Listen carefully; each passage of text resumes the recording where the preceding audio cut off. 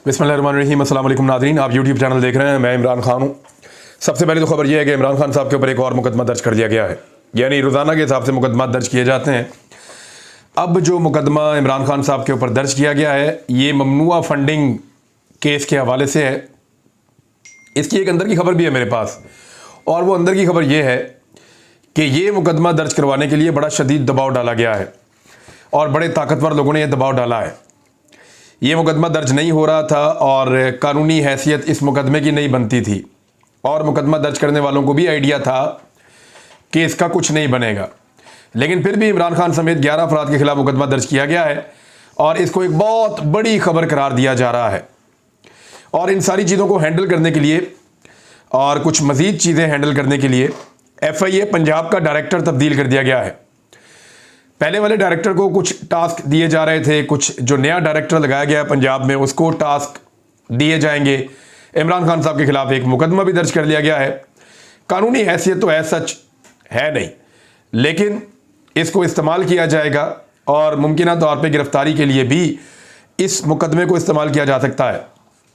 पाकिस्तान तहरीक इंसाफ फौरी तौर पे इसके खिलाफ अदालत से रुजू करने जा रही है, हाई कोर्ट से, और इस मुकदमे के खिलाफ वो एक अपील दायर करेंगे, एक पटिशन करेंगे, और जल्दी आपको वो खबर भी सुनने को मिल जाएगी। और एक आधे दिन में उन्होंने ये कर लेना है क्योंकि इसकी खबर आ गई है अभी। और पाकिस्तान तहरीक इंसाफ का इमरान खान के खिलाफ फॉरेन फंडिंग केस की FIR चैलेंज करने का फैसला, इस्लामाबाद हाई कोर्ट के अंदर ये दरखास्त दायर की जाएगी। दूसरी जानिब वज़ीर बराए पार्लिमानी उमूर पंजाब राजा बशारत ने तस्दीक की है कि इमरान खान के खिलाफ FIA की FIR को अदालत में चैलेंज करेंगे। इमरान खान कौम के सबसे मकबूल और मतलूब सियासी लीडर हैं और मुस्लिम लीग नून हमेशा इदारों को सियासत में घसीटती है, और इसीलिए उन्होंने, आप देखें कि जहां ज़ेब नज़ीर साहब को हटाया है FIA पंजाब से और उनकी जगह पे सरफराज विर्क को लगाया है, वो अपने कुछ मामला जो हैं या अपने कोई डिमांड्स हैं उनको पूरा करवाना चाहते हैं। लेट्स सी वो इसमें क्या गेन कर सकेंगे, क्योंकि कुछ और लोगों की गिरफ्तारियां भी मतलूब हैं और पंजाब के अंदर वो चाहते हैं कि कुछ सहाफ़ियों को और कुछ दीगर लोगों को गिरफ्तार किया जाए। लेट्स सी, देखते हैं कि वो इसमें क्या करेंगे। एक और खबर यह है कि वज़ीर दाखिला पंजाब भी तब्दील हो गए हैं। जहां वफाकी हुकूमत अपनी तैयारियां कर रही है, उनके सहूलतकार अपनी तैयारियां कर रहे हैं, वहीं इमरान खान साहब भी अपनी तैयारियां कर रहे हैं। हाशिम डोगर साहब को तब्दील कर दिया गया है। ये सूबाई वज़ीर दाखिला थे पंजाब में, परवेज़ इलाही साहब की कैबिनेट का हिस्सा थे। चंद दिन पहले इनके एक बयान पे परवेज़ इलाही साहब ने डिसप्लेयर शो किया था। हालांकि मेरी नज़र में वो बयान ठीक था, लेकिन नज़र आ रहा था कि इनको हटा दिया जाएगा और बहुत सारे लोग इनके खिलाफ कंपेन भी चला रहे थे। वजह यह है कि पाकिस्तान तहरीक इंसाफ को यह लगता था और तहरीक इंसाफ के वर्कर्स भी ये समझते थे कि हाशिम डोगर जिस रफ्तार से काम करना चाहिए शायद उस रफ्तार से काम कर नहीं रहे। दूसरा, हाशिम डोगर का ताल्लुक सिक्योरिटी फोर्सेस से रहा है, 25 साल तक वहाँ काम करते रहे हैं, तो वो उस निज़ाम को बड़ी अच्छे तरीके से समझते हैं। बहुत सारे लोग ये कह रहे थे कि हाशिम डोगर जो है वो ताकतवर हलकों के साथ राब्ते में रहते हैं और वो दोनों तरफ प्ले करते हैं, वहाँ भी खेलते हैं यहाँ भी खेलते हैं, इस किस्म के एलिगेशन लग रहे थे। लेकिन मैंने हाशिम डोगर साहब को इमरान खान साहब के बारे में हमेशा बड़ा पॉजिटिव देखा। वो इमरान खान साहब के एक बड़े मजबूत वर्कर हैं और उन्होंने कहा कि मैं हमेशा रहूँगा। उनके बारे में जब ये प्रोपेगेंडा किया गया कि वो इमरान खान की मुखालफत की वजह से इस ओहदे को छोड़कर जा रहे हैं, तो इस पर हाशिम डोगर साहब ने कहा कि ये बिल्कुल झूठ है। मैं अपने लीडर के साथ कल भी खड़ा था, आज भी अपने लीडर के साथ खड़ा हूँ। लेकिन हाशिम डोगर साहब के जो काम करने का तरीकाकार है, क्योंकि उन्होंने 25 साल पहले एजेंसी के साथ काम किया हुआ है, उनके काम करने के जो पॉलिटिकल एक तरीकाकार था उससे उनकी पॉलिटिकल पार्टी मुतमईन नहीं थी और ये नज़र आ रहा था। तो उनको हटाया गया है। ज़्यादा सख्त गिर और ज़्यादा तेज़ी से एक्शन लेने वाला वज़ीर दाखिला चाहिए था। तो अब वज़ीर दाखिला बनाने की जो अब तक इतलात आ गई हैं वो मियाँ असलम इकबाल साहब। मियाँ असलम इकबाल साहब ने गुज़िश्ता चंद दिनों में बड़ा हार्ड स्टांस लिया है, ख़ास तौर पे अलीम खान के बारे में। अलीम खान लाहौर का सबसे बड़ा जो है वो बिज़नेस करते हैं लैंड्स का और इन चीज़ों का इस वक्त, और वो उनके कोई कब्ज़ों के केसेस भी हैं, कत्लों के मामलात भी हैं, कब्ज़ों के मामलात भी हैं, ग्रीन लैंड को ब्राउन लैंड करवाने की कोशिश के मामलात भी हैं, सरकारी ज़मीनों पर कब्ज़े के मामलात भी हैं। तो इन सारे मामलात में मियाँ असलम इकबाल साहब ने बड़ा हार्ड स्टांस लिया था और वो टफ टाइम दे रहे थे अलीम खान को और उनकी टीम को। तो असलम इकबाल साहब को लगाया गया है। क्या असलम इकबाल साहब कश्तियाँ जलाकर काम कर सकते हैं? वर्कर नवा आदमी है, शहर के रहने वाले हैं और पुलिस को टफ टाइम दे चुके हैं 25 मई को वो और उनके घर वाले। वर्कर्स के बीच में ज़्यादा टाइम गुजारते हैं, तो इनका ज़रा अवामी किस्म का स्टाइल है। और पाकिस्तान तहरीक इंसाफ में बहुत पुराना होने की वजह से मियां असलम इकबाल साहब पाकिस्तान तहरीक इंसाफ की डिमांड्स को भी समझते हैं और आजकल वो इमरान खान साहब के एतमाद को जीतने में काफ़ी हद तक कामयाब हुए हैं। माजी में इनका नाम लिया जाता रहा है कि इनको वज़ीर आला पंजाब बनाया जा सकता है, लेकिन इमरान खान साहब ने ऐसा नहीं किया और उस्मान बुज़दार साहब को वज़ीर आला पंजाब बना ही रखा है। यानी वो 3-4 नाम आते थे, उसमें एक नाम मियां असलम इकबाल साहब का होता था, एक सफ्तैन खान साहब का होता था, एक नाम अलीम खान साहब का लिया जाता था, एक नाम लिया जाता था महमूद रशीद साहब का, और एक नाम जो बहुत ज़्यादा लिया जाता था और बड़ा तगड़ा नाम था वो राजा यासिर हमायूं का था। फिर बाद लोग जो है वो यास्मीन राशिद साहबा का भी नाम लेते थे, लेकिन वो उसमें कोई सदाकत लगती नहीं है, क्योंकि वहाँ पे ये पब्लिक के अंदर बहुत परसेप्शन थी कि यास्मीन राशिद साहबा को बनाया जाए, लेकिन बनी गाल में मैंने ऐसी चीज़ महसूस नहीं की और उन्होंने बड़ा अच्छा काम किया यास्मीन राशिद साहबा ने। अब इसमें आप ये देखें कि मियां असलम इकबाल साहब को बड़े चैलेंजेस होंगे, क्योंकि पाकिस्तान तहरीक इंसाफ जिस तरह के उनके ऊपर मुकदमात किए गए, जिस तरह पुलिस वालों के खिलाफ कार्रवाई होनी चाहिए थी, जिस तरह से PMLN के खिलाफ कार्रवाई होनी चाहिए, जिस तरीके से वजारत दाखिला को चलना चाहिए और कानून और इंसाफ के मुताबिक काम करना चाहिए, वो जो पाकिस्तान तहरीक इंसाफ सोच रही है हाशिम डोगर साहब की वो रफ्तार नहीं थी। उनका अपना एक अंदाज है काम करने का, आप उससे इत्तफाक करें या इख्तलाफ करें, लेकिन मियां असलम इकबाल साहब क्या पाकिस्तान तहरीक इंसाफ की डिमांड्स के ऊपर पूरा उतर पाएंगे और उनकी तवक्कुआत के ऊपर पूरा उतर पाएंगे? ये एक कड़ा इम्तिहान है उनके लिए। देखते हैं कि वो अब इसमें क्या करेंगे। पंजाब हुकूमत बदलने की तैयारियां भी की जा रही हैं, इस वक्त उनका मामला ज़्यादा अहम हो जाएगा। देखिए एक चीज़ तो मैं आपको क्लियर कर दूं, पंजाब की हुकूमत को सिर्फ 2 तरीकों से बदला जा सकता है। एक कि ताकतवर तरीन हल्के जो हैं पाकिस्तान की एस्टेब्लिशमेंट, वो ये फैसला कर ले कि पंजाब में रजीम चेंज करना है, हुकूमत को तब्दील करना है, तो फिर वो इस तरह के बंदे ढूंढ लेंगे जिनसे इस्तीफा दिलवाने के बाद वो परवेज इलाही को अक्सरियत से अकलियत में ले जाएंगे और फिर एक कानूनी प्रोसीजर के बाद, आईनी प्रोसीजर के बाद परवेज इलाही साहब को हटा देंगे। हमजा शहबाज को या एक बहुत ही फेवरेट आदमी है मलिक अहमद खान, किसी का बहुत फेवरेट है, उसको ले आएंगे, बहुत मुमकिन है। लेकिन एक तो तरीका यह है कि पाकिस्तान की एस्टेब्लिशमेंट ये फैसला करे और पाकिस्तान की एस्टेब्लिशमेंट के ताकतवर लोग जो हैं वो इसके लिए अपना रोल प्ले करें, तो फिर तो हुकूमत पंजाब की बदल सकती है। ये ओन चौधरी के, अलीम खान के, जहांगीर तरीन के बस की बात नहीं है। अगर ये उनके बस की बात होती तो वो पहले ही कर चुके होते। ये जब भी किया जाएगा ये एस्टेब्लिशमेंट ही कर सकती है, नंबर 1। नंबर 2 जो ऑप्शन है वो भी एस्टेब्लिशमेंट की मदद से ही हो सकता है, वैसे नहीं हो सकता कि परवेज इलाही साहब के ऊपर दबाव डाला जाए और उन्हें कहा जाए कि जनाब बस बहुत हो गई वजारत आला, अब जरा आप छुट्टी ले लें, और फिर उनको मुस्तकबिल के लिए कुछ सुनहरे ख्वाब दिखा दिए जाए और उनको ब्लैकमेल किया जाए जैसे किया जाता है, और परवेज इलाही साहब पंजाब की हुकूमत छोड़ दें। ये 2 चीज़ें हो सकती हैं, या तो परवेज इलाही साहब पंजाब की हुकूमत छोड़ दें, एक ये चीज़ हो सकती है, या दूसरी चीज़ ये हो सकती है कि फिर एस्टेब्लिशमेंट के ताकतवर लोग जो हैं वो पंजाब की हुकूमत बदलने के लिए मुख्तलिफ मोरों को इस्तेमाल करना शुरू करें और उनको ब्लैकमेल करें। बहरहाल पॉलिटिकल लोग या पॉलिटिकल पार्टीज ये तब्दीली पंजाब में नहीं ला सकते, क्योंकि फ़र्क बहुत बड़ा है और इतने बड़े फ़र्क को मीट नहीं किया जा सकता, ये मुमकिन नहीं है। सवाल ये पैदा होता है कि इमरान खान साहब पहले लॉन्ग मार्च करेंगे या पहले पंजाब हुकूमत जो है वो गिर जाएगी या उसको गिरा दिया जाएगा। ये बड़ा अहम सवाल है।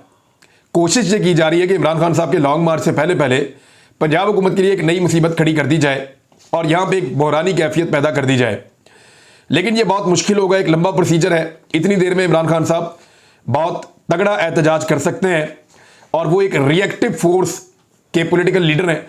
PTI जो है वो एक रिएक्शन देने वाली फोर्स है, तो जब आप इस तरह की एक्टिविटी करेंगे तो PTI ज़्यादा रिएक्शन देगी और ज़्यादा तगड़े तरीके से लॉन्ग मार्च के अंदर शामिल हो जाएगी।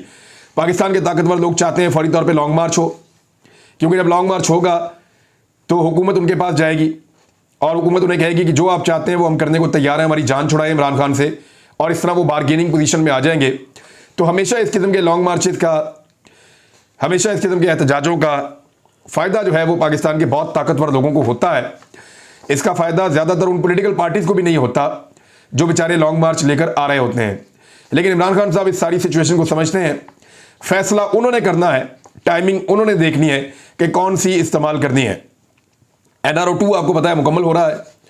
हमजा शहबाज और शहबाज शरीफ, इन दोनों के ऊपर जो मुकदमा है, बाकी फैमिली भी है सारी, ये मनी लॉन्ड्रिंग का अब तक का पाकिस्तान का सबसे क्रिस्टल क्लियर मुकदमा है।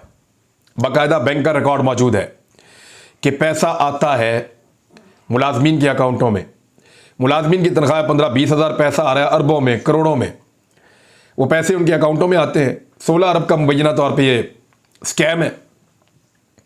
पैसा आता है शहबाज शरीफ, हमजा शहबाज और सलमान शहबाज के मुलाजमों के अकाउंटों में, और वहां से उस पैसे के बेनिफिशरी बन जाते हैं शरीफ खानदान के लोग।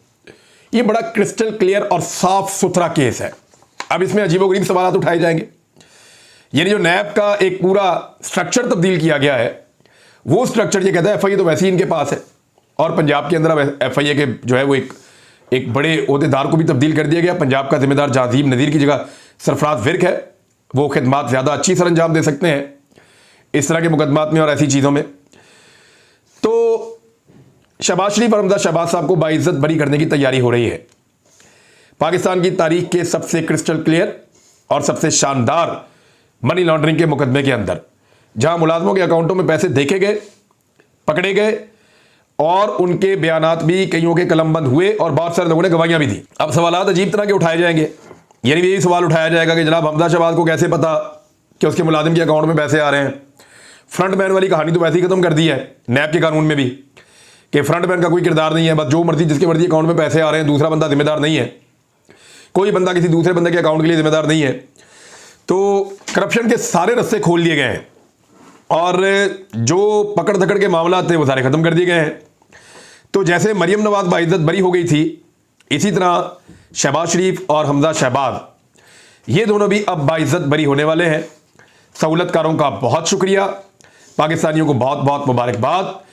और जो इदारे इन केसेस के ऊपर मेहनत करते रहे, जिन अफसरान ने अपनी जान खतरे में डालकर इन केसेस को मंतकी अंजाम तक पहुंचाया, उन सब से इंतहाई माजरत कि ये है इस्लामी जमहूरिया पाकिस्तान, और यहाँ पे ऐसे केसेस का यही हाल होता है।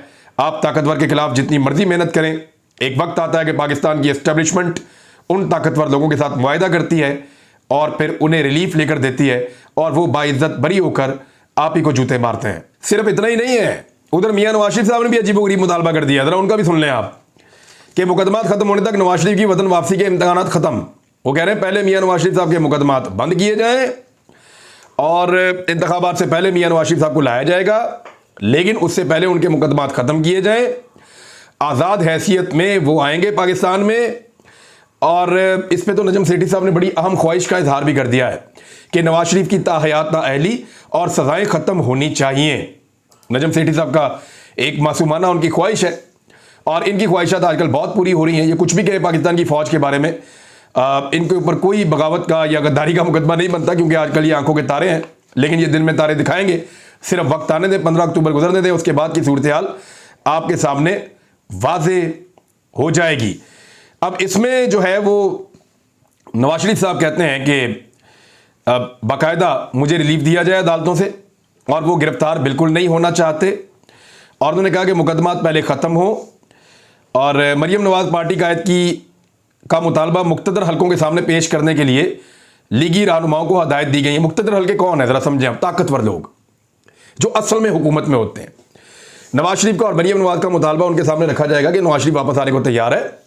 इमरान खान का रास्ता आप लोगों से नहीं रोका जा रहा। नवाज शरीफ आएगा, वो एक माहौल बनाएगा, रास्ता रोकेगा। तो उसके लिए ज़रूरी ये है कि नवाज शरीफ के मुकदमात ख़त्म करो, बाइज्जत बरी करो, और उसके बाद मियां नवाज शरीफ को इज्जत और एहतराम के साथ पाकिस्तान में लाया जाए, और उससे पहले पंजाब में हुकूमत भी तब्दील की जाए। लेकिन क्या ये सारा कुछ बड़े आराम से हो जाएगा? हलवा तो नहीं है कि इतने आराम से हो जाएगा, और इमरान खान साहब इसको होने देंगे और इसको करने देंगे। पीर पगाड़ा साहब ने एक बात की है, पीर सदरुद्दीन राशिदी जो पीर पगाड़ा है इस वक्त, उन्होंने कहा कि लॉन्ग मार्च हो गया तो हुकूमत का धड़न तख्ता हो जाएगा। ये उन्होंने क्लेम किया है, और बाजार दिखाई भी ऐसा देता है।